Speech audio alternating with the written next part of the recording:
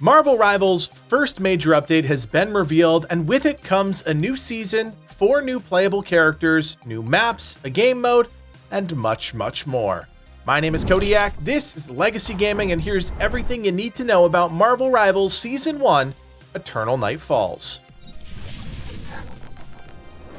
If you're like myself or Livid, you've been queuing up for Marvel Rivals, the third-person hero shooter that's essentially taken the gaming world by storm over the last month or so. We've all been enjoying Season 0, considering it an introduction to the game, but on January 10th, we'll be getting our first full season, Eternal Night Falls. The NetEase team recently released the Season 1 teaser trailer, and it confirms what a lot of fans of the game suspected. Dracula is coming to Marvel Rivals. Let's check it out.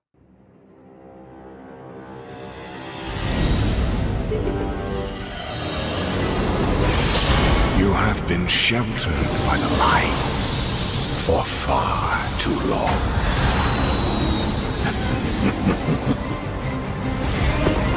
The time has come for darkness to reign. Soon your resolve will begin to crumble. You'll be stretched too thin. There will be nowhere left to hide, and your fire will cease to burn. For no light shall survive in my empire of eternal night.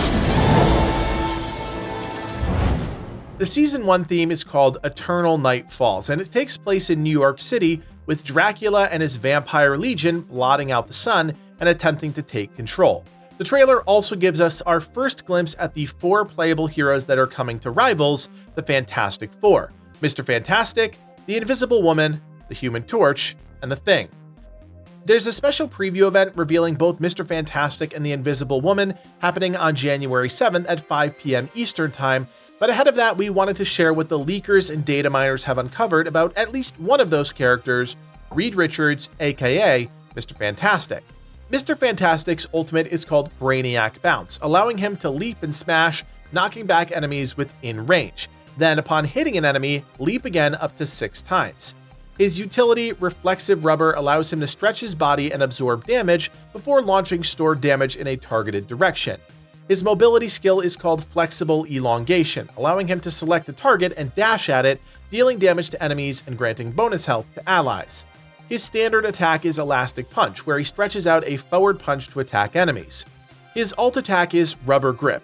When used, he extends his arm forward to entangle hit enemies. Then, if you press your primary attack, you can select and yank 2 more enemies. Finally, his passive is called Elastic Strength. Mr. Fantastic's skill generates elasticity, boosting attack power. Reaching full elasticity triggers an inflated state that restores health and boosts even more damage. Unfortunately, very little has been found out about the Invisible Woman ahead of her reveal, other than some translated names of her abilities.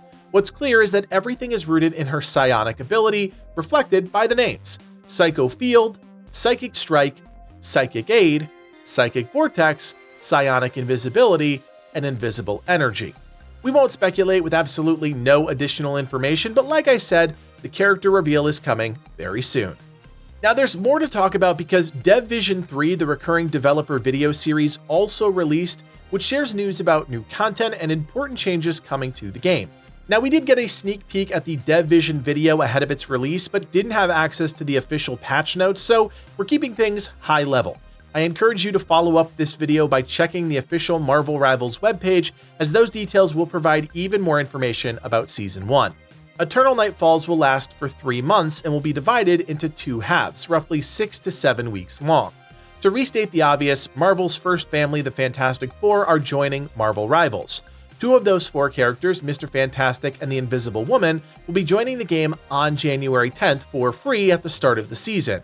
Mr. Fantastic is a duelist that uses his elasticity to change shape and outmaneuver enemies, and the Invisible Woman is a strategist that uses her psionic abilities to shield allies and confound enemies.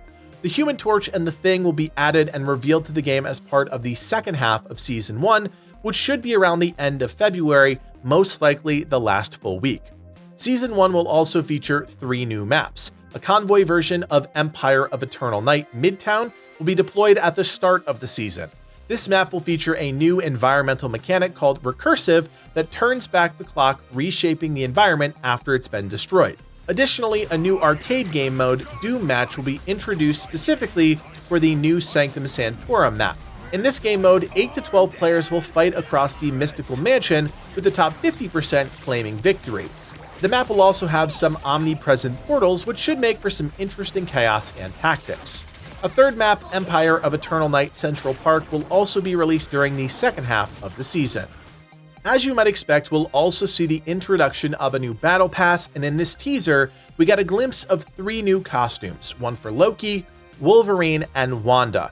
However, the full battle pass will have 10 total costumes, as well as other items like sprays and emotes.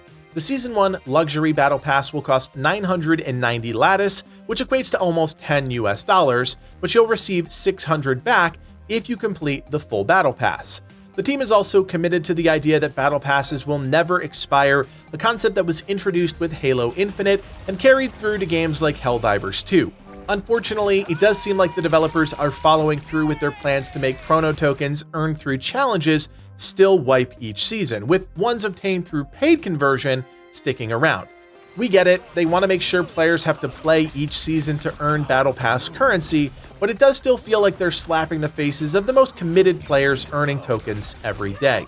On top of new content, Season 1 will feature some long-awaited hero tuning, and like I said earlier, we don't have access to the full patch notes at the time of making this video, but can give you the major highlights, which will be obvious to some of you who have played competitive. First, the team will be nerfing strong range duelists like Hela and Hawkeye.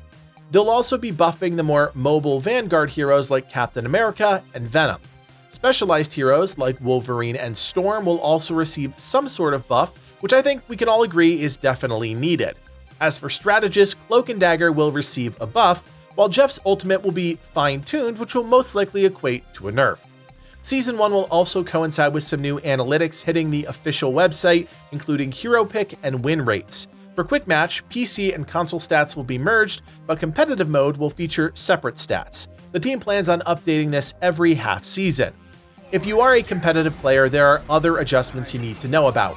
At the start of Season 1, all competitive players will drop 7 ranks. For example, if you're a Platinum 1, you'll drop to a Silver 2 at the start of Season 1.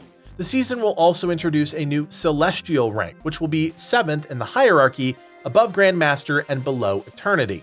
Finally, there are some tweaks to the game's preferences, starting with a new option to provide higher frame rates to address some competitive players' concerns. The team will also introduce support for mouse acceleration settings, which can be customized. They also plan to implement a streamer mode.